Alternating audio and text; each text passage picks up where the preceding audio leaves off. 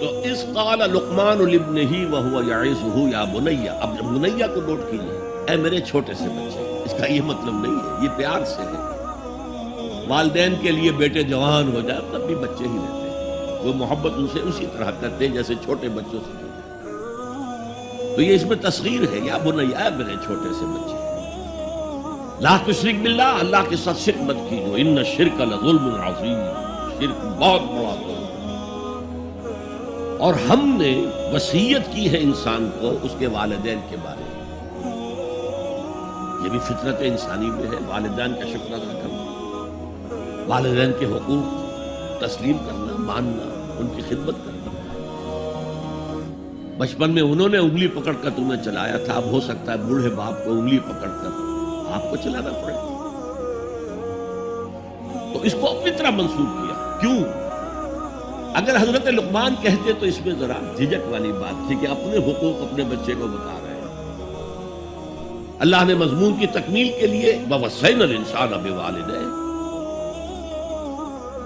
اس سے پہلے سورہ عنکبوت میں آیا ہے وَوَصَّيْنَا الْإِنسَانَ بِوَالِدَيْهِ حُسْنًا، ہم نے انسان کو وصیت کی ہے والدین کے حق میں بھلائی کی، نیک سلوک کی۔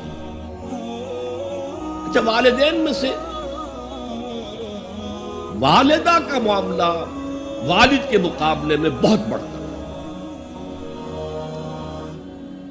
والد تو آپ کو معلوم ہے جو بھی ایک تعلق ہوا بیوی سے، اس کے بعد کا جو سارا معاملہ ہے وہ تو ماں کے پیٹ میں، ماں کا خون چوس کر وہ بچہ پل رہا ہے۔ حملتہ امہ وہنا علی وہن، اسے اٹھائے رکھا اس کی ماں نے کمزوری پر کمزوری جھیل کر،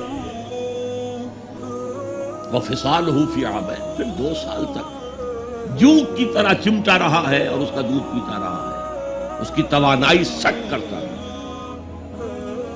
لہذا والدہ کا حق والد کے مقابلے میں ایک حدیث نبوی کی روح سے 3 گنا ہے۔ یہ بہت اہم نقطہ ہے۔ یہ ایک حدیث میں آتا ہے کہ ایک صحابی نے حضور سے پوچھا، حضور میرے حسن سلوک کا اولین مستحق کون ہے؟ فرمایا تیری ماں۔ کہا ان کے بعد؟ فرمایا تیری ماں۔ تیسری مرتبہ پوچھا ان کے بعد؟ تیری ماں۔ چوتھی مرتبہ پوچھا تو کہا تیرا باپ۔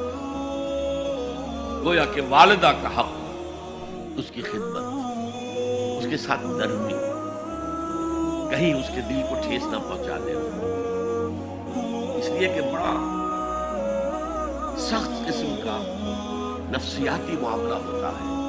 آپ کو معلوم ہے جب بچے تھے ہم تو اپنے والدین کی محبت کا مرکز تھے، ان کی ساری محبت ہم پر مرکوز تھی، ہم بھی ان کی شفقت کو مانتے تھے، محبت کرتے تھے۔ ہماری شادی ہو گئی، اولاد ہو گئی تو ہمارا ایک نیا مرکز محبت وجود میں آ گیا، بیوی سے محبت ہے، اولاد سے محبت ہے۔ اب بوڑھے والدین کے اندر پیاس پیدا ہوئی محبت کی۔ یہی ہمارے ہاں ساس بہو کا جھگڑا جو ہے اس کی اصل بنیاد نفسیاتی یہ ہے کہ ان کے دلوں میں پیاس ہے۔ اب اگر ان کی دلجوئی کی جائے، ان کو وقت دیا جائے، ان کے پاس بیٹھا جائے، ان کی باتیں سنی جائیں، تب تو ان کو کچھ نہ کچھ جو ہے تسکین ہوتی ہے، ورنہ ایک بڑا احساس محرومی شدید پیدا ہو جاتا ہے۔ یہی وجہ ہے کہ صرف 2 چیزیں ہیں جن کا محض دیکھنا تعظیم اور محبت کے ساتھ موجب ثواب ہے، عبادت ہے۔ خانہ کعبہ کو محض دیکھنا عبادت ہے، بیٹھ کر تعظیماً دیکھتے رہو، طواف بھی نہیں کر رہے، دیکھنا عبادت، اور بوڑھے والدین کو محبت بھری نگاہ سے دیکھنا عبادت ہے۔ اب یہاں دیکھیے اللہ تعالیٰ کو جیسے کہ کئی کسی جگہ پر فرمایا گیا ان اللہ لا یستحیی من الحق، سورہ احزاب میں ہے کہ تمہارا طرز عمل نبی کے لیے تکلیف دہ تھا، لیکن نبی حیا کی وجہ سے تم سے کچھ کہہ نہیں سکتے۔ تو اللہ کو تو کوئی حیا جو ہے کسی حقیقت کو روک لینے پر آمادہ نہیں کر سکتی۔ تو یہاں اللہ صاف فرما رہا اشکر لی ولوالدیک، پہلا شکر میرا ہے، خالق میں ہوں، والدین کے دل میں شفقت میں نے ڈالی ہے، मुकद्दम शुक्र मेरा होगा। भले वालिदैन, मखलूक में सबसे ज्यादा शुक्र वालिदैन के। और ये कुरान में 5 जगह आया। वक़ज़ा रब्बुका अल्ला ताबुदू इल्ला इय्याह व बिल वालिदैनि इहसाना, सूरह बनी इसराइल, सूरह बकरा में है, सूरह निसा में है। अनिश्कुर ली वले वालिदैन इलैयल मसीर, लौटना तो मेरी तरफ है, मैं हिसाब ले लूंगा कि तुमने मेरा भी शुक्र अदा किया था या नहीं, और अपने वालिदैन का भी शुक्र अदा किया था या नहीं।